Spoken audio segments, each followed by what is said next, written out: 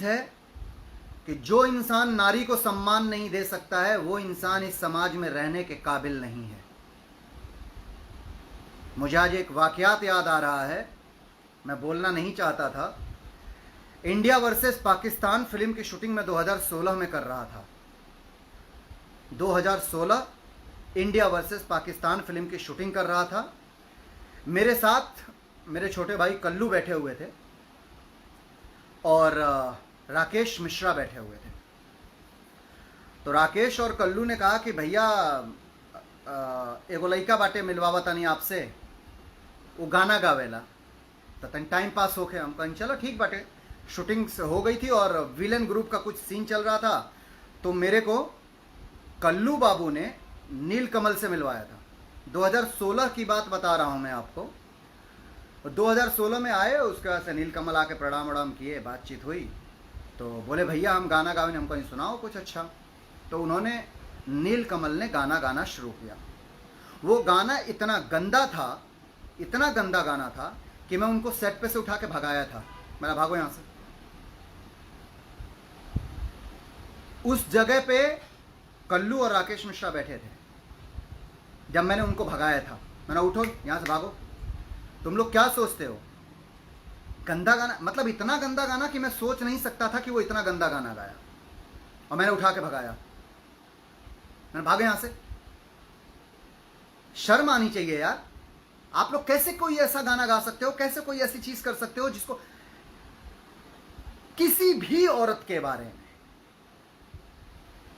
किसी भी औरत के बारे में अगर आपके मुंह से गलत शब्द निकल रहे हैं, आप गलत बात बोल रहे हैं किसी औरत को, यानी कि आपके घर से मिले हुए संस्कार अच्छे नहीं हैं।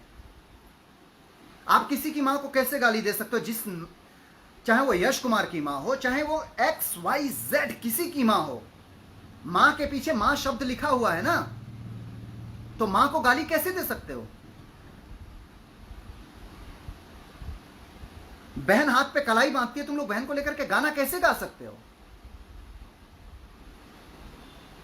इतना तो कम से कम एक अकल होनी चाहिए, इतनी तो सोच होनी चाहिए कि यार गाना गा रहे हो, वो गाना तुम्हारी मां भी तो सुनेगी।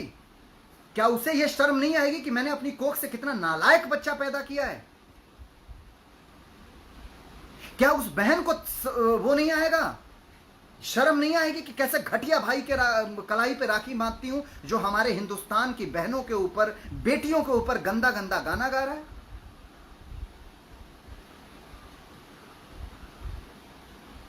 देखिए, मैं भोजपुरी फिल्म इंडस्ट्री के बेवकूफाना हरकतों से हमेशा अलग रहा हूं। मैं किसी के मैटर पे कभी कुछ बोलता ही नहीं हूं, कभी कुछ नहीं बोलता हूं।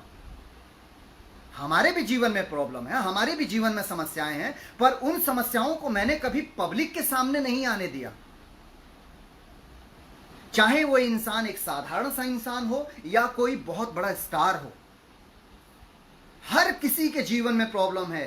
प्रॉब्लम मुकेश अंबानी के जीवन में भी है, अमिताभ बच्चन के जीवन में भी है, यश कुमार के भी जीवन में है, और एक रोड पे काम करने वाले आदमी के भी जीवन में है, ऑटो चलाने वाले के भी जीवन में है। हर इंसान के जीवन में कहीं ना कहीं समस्याएं जुड़ी हुई हैं। जो जिस लेवल पे है, जो जिस पायदान पर है, उसकी समस्याएं उतनी बड़ी या उतनी छोटी हैं। बट समस्याओं से दूर कोई नहीं है, हर किसी को समस्या है। लेकिन उसका यह मतलब नहीं है कि हम अपनी समस्याओं को आकर के सोशल मीडिया पर रोना शुरू कर दें। हमारी प्रॉब्लम्स है, हम बैठ के सुलझाएंगे।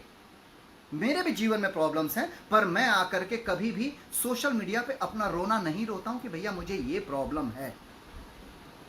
मैं सिर्फ इतना कहना चाहता हूं कि जो भी आदमी हो, हमारी भोजपुरी फिल्म इंडस्ट्री एक बहुत खूबसूरत है, बट कुछ लोगों ने इसे गंदा बनाने की कोशिश की है।